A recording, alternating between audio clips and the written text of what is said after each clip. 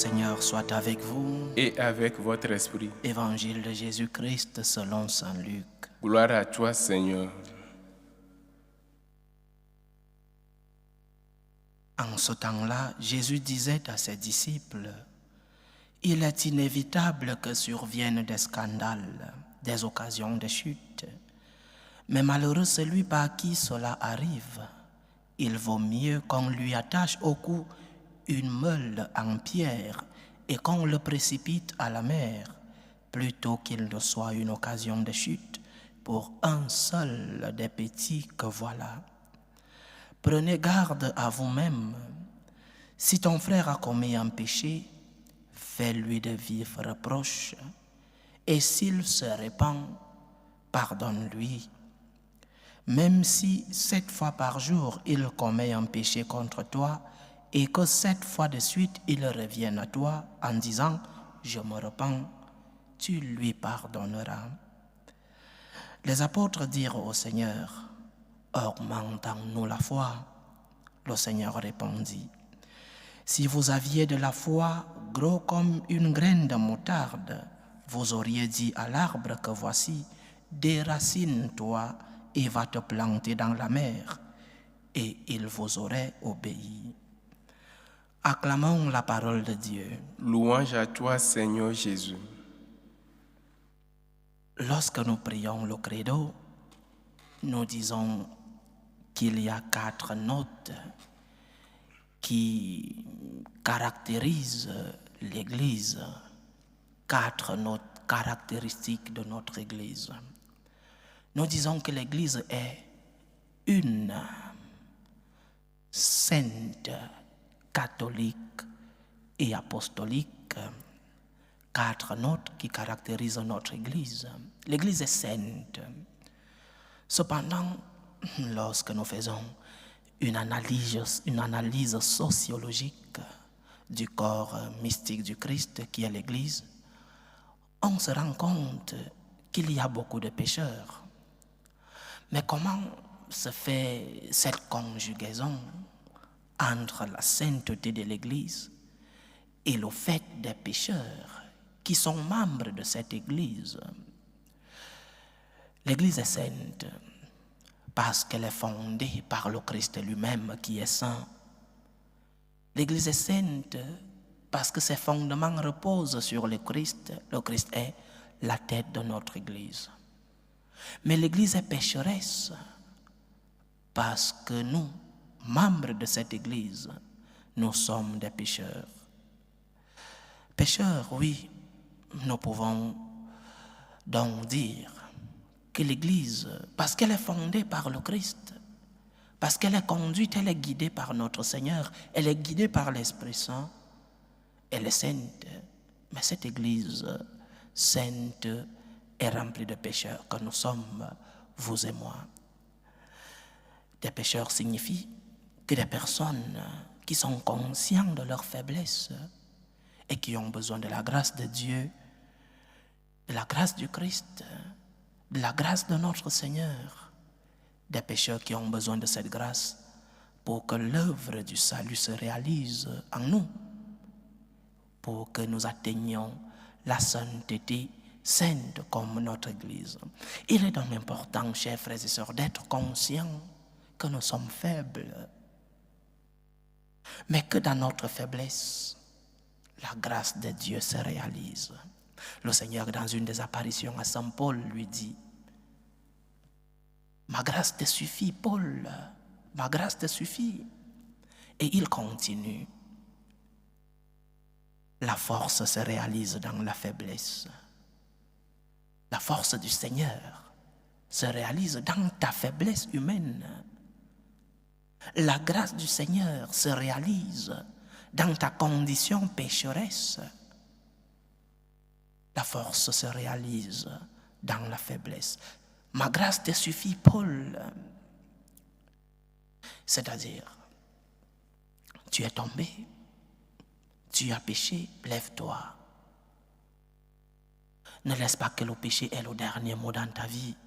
En revanche, Mets tes misères, mets ta faiblesse entre les mains du Seigneur, entre les mains de ce Dieu qui te libère de l'esclavage du péché, pour que ce Dieu te guérisse de tes blessures et avec sa grâce, que tu puisses te lever et que tu puisses recommencer.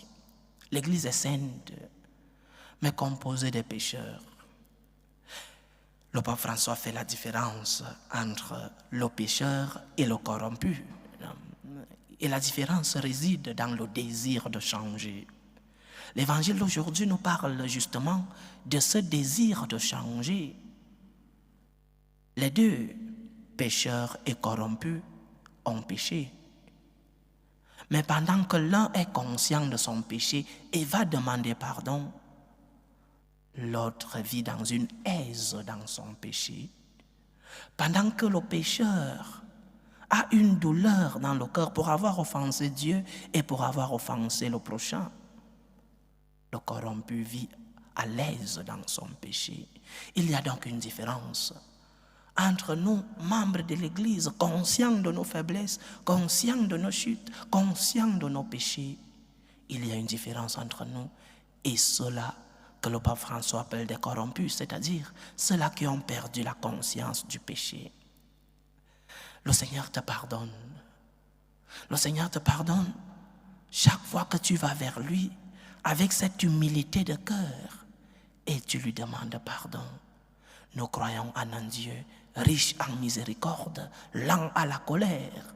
Nous croyons en un Dieu qui ne nous ferme pas les portes de son cœur parce que nous avons péché. Nous croyons en un Dieu qui ne conditionne pas son amour par notre sainteté. Nous croyons en un Dieu qui nous aime malgré nos faiblesses. Nous croyons en un Dieu qui nous ouvre les portes de son cœur malgré tant de fois que nous offensons le prochain et que nous offensons ce même Dieu. Alors, le cœur miséricordieux de Dieu t'est ouvert. Les portes de ce cœur miséricordieux t'attendent comme le père du fils prodige était là en train d'attendre son fils qui est parti et qui a mal utilisé l'héritage qu'il a demandé. Le Seigneur t'attend. Il ne te demande qu'une seule chose. Sois conscient que tu es faible. Sois conscient que tu es tombé. Rentre vers ton Père. Rentre dans ta maison qui est la maison de ton Père. Et le Seigneur, riche en miséricorde, lent à la colère, ce Seigneur t'ouvrira les portes de son cœur. Demande pardon. Demande pardon au Seigneur. Mais aussi, demande pardon à ceux que tu as offensés. C'est ce que nous disons dans le credo. Nous demandons pardon. Demande pardon à ceux-là que tu as offensés. D'abord à Dieu, mais aussi à ceux qui, par tes actes, par tes mauvais actes, par ta mauvaise conduite, à ceux que tu as offensés. Le pardon est une épée à double tranchant. Quand nous parlons de pardon, nous devons mettre deux choses. La demande de pardon. L'humilité pour aller demander pardon.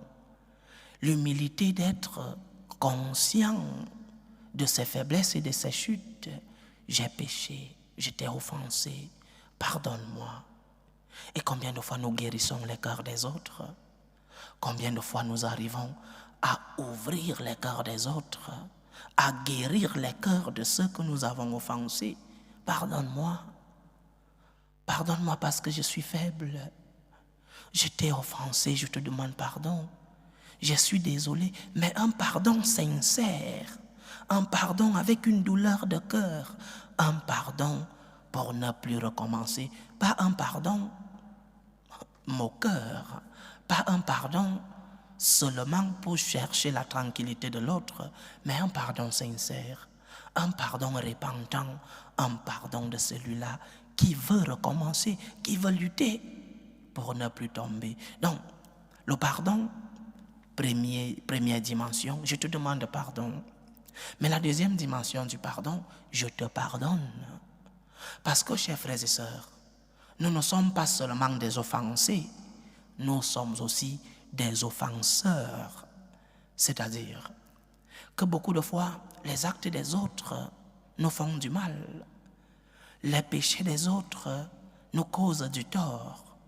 Les chutes des autres nous offensent. Oui, nous sommes des offensés. Mais l'autre revers de la médaille, c'est que nous sommes aussi des offenseurs, c'est-à-dire que nos actes, nos œuvres, nos péchés, nos chutes offensent aussi les autres. Alors, de même que je sais demander pardon, de même que je suis humble et je demande pardon à celui que j'ai offensé, la même chose, je pardonne.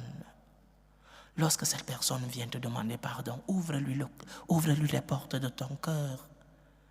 Sois comme ce Dieu miséricordieux qui est patient envers toi, qui est miséricordieux envers toi, qui te pardonne chaque fois que tu vas lui demander pardon.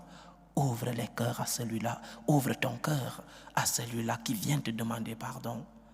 Ouvre ton cœur à celui-là qui vient avec cette douleur pour t'avoir offensé. Donne-lui une nouvelle opportunité parce que le Seigneur te la donne chaque fois que tu vas vers lui humblement et tu lui demandes pardon. Combien d'opportunités le Seigneur te donne chaque fois que tu veux te relever et recommencer. Fais de même pour les autres. Que le Seigneur nous aide pour le temps, chers frères et sœurs, à avoir ces deux dimensions du pardon. La première, je t'ai offensé, pardonne-moi. J'ai une douleur de cœur pour t'avoir fait du mal. Je t'ai causé du tort, pardonne-moi. Et la deuxième dimension, tu m'as offensé, je te pardonne. Je te donne une nouvelle opportunité. C'est ce que nous dit le Seigneur dans l'évangile d'aujourd'hui. Si ton frère t'a offensé et qu'il vienne te demander pardon, ouvre-lui les portes de ton cœur. C'est cela la miséricorde du Seigneur envers nous.